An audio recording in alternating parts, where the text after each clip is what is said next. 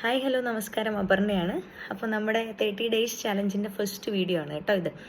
നമ്മൾ ഇന്ന് കോസ്റ്റ് അക്കൗണ്ടിങ്ങിൽ പഠിക്കാനുള്ള ബിൽ ഓഫ് മെറ്റീരിയൽ എന്ന് പറയുന്ന ഒരു ടേമിനെ പറ്റിയാണ് സംസാരിക്കാൻ പോകുന്നത്. ബിൽ ഓഫ് മെറ്റീരിയൽ എന്ന് പറയുമ്പോൾ നമുക്ക് പെട്ടെന്ന് കേൾക്കുമ്പോൾ അതൊരു ഇൻവോയ്സ് ആയിട്ടാണ് ഫീൽ ചെയ്യുക, ബില്ലെന്ന് കേൾക്കുമ്പോൾ അല്ലേ. പക്ഷേ അതൊരു ഇൻവോയ്സ് അല്ല, മറിച്ച് അതൊരു ലിസ്റ്റ് ഓഫ് മെറ്റീരിയൽസ് ആണ്. എന്ന് വെച്ചാൽ നമ്മളൊരു പ്രൊഡക്റ്റ് ഉണ്ടാക്കുമ്പോൾ അല്ലെങ്കിൽ ഒരു സർവീസ് പ്രൊവൈഡ് ചെയ്യാൻ വേണ്ടിയിട്ട് പ്ലാൻ ചെയ്യുമ്പോൾ അത് ഫുള്ളി ഡിസൈൻ ചെയ്യുന്നത് എൻജിനീയറിംഗ് അല്ലെങ്കിൽ പ്ലാനിങ് ഡിപ്പാർട്ട്മെൻറ്റുകാരാണ്.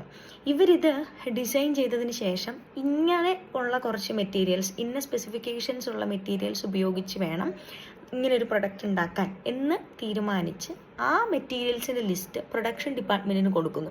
ആ കൊടുക്കുന്ന ലിസ്റ്റ് ഓഫ് മെറ്റീരിയൽസിൻ്റെ ആ മെറ്റീരിയൽ സ്പെസിഫിക്കേഷൻ ലിസ്റ്റ്, അതിനെയാണ് നമ്മൾ ബിൽ ഓഫ് മെറ്റീരിയൽസ് എന്ന് പറയുക, അല്ലാതെ അതൊരു ഇൻവോയ്സ് അല്ല. Okay, very important. Material related ആയിട്ടുള്ള ചാപ്റ്റേഴ്സിൽ ഇമ്പോർട്ടൻ്റ് ആയിട്ടുള്ള ഒരു ടേമാണ് bill of materials. Thank U.